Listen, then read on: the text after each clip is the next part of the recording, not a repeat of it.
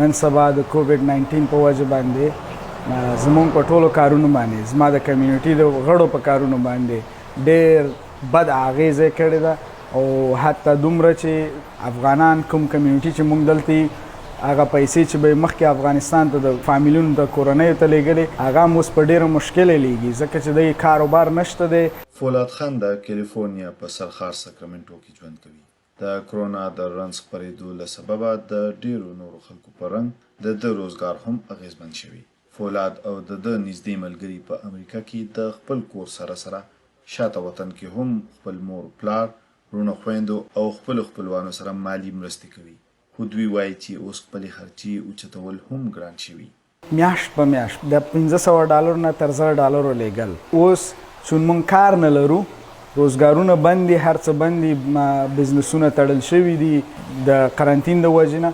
نو اوس څوک چې 200 هم برابرې کړي د هغې ته د میاشتې دا به ډېره پیاوړتیا وي د هغه شخص. دلته موږ اقتصادي حالت خراب دی او هغه څوک چې په افغانستان کې خپل فامیلونه لري هغې سره کومک کوي. که چېرته دلته دی خپل ځان ته کومک ونه رسوي نو هغې سره به څنګه کومک وکړي. نو افغانان ډېر مشکلاتو سره دلته مخامخ دي.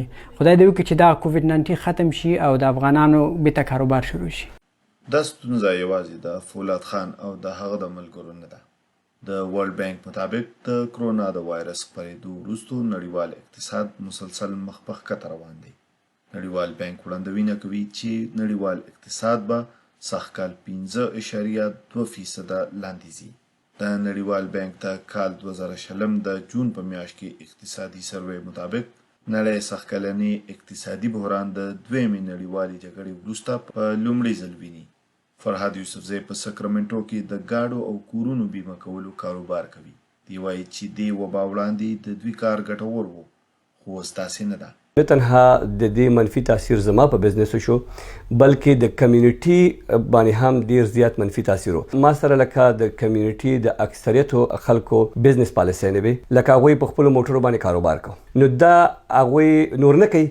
نو هغه بزنس چې کومې پالیسۍ زما سره وي نو هغه ټولو هغوی کینسل کړي.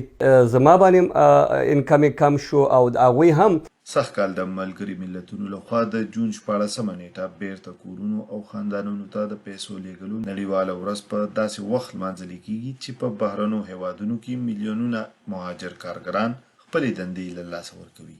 د کوم له امله چې ډېرې کورنۍ په ناڅاپي ډول د غربت له خط څخه ښکته شوي. دلته په مرستو کې زموږ انکم کم شوی، موږ مرستې نشو لیږلی. هلته ضرورت زیات شوی ځکه هلته بیکاري زیاته ده، مرض زیات دی. نو هغې خلکو هغه توقعات چې دي، ضرورتونه چې دي هغه ډېر زیات دي او زموږ مشکلات دلته مالي چې دي هغه هم زیات دي. فرهاد یوسفزی وایي چې هره ستونزه خپل حل لري. د نن سبا په امریکا او یورپ کې دنده کوونکي د خپل کلي یارانو دوستانو سره په شریکه په کلي ګاونډ کې د بېوزله خلکو سره مرستې کوي. هغه په زموږ په فارسي دري کې یو متل دی، قطره قطره دریا می شود.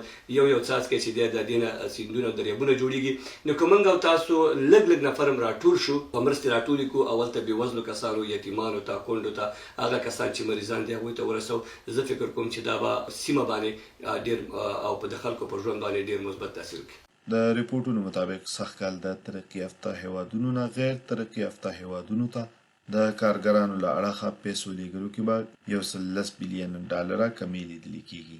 راشد خټک، VOA ډیوا، ساکرامنټو.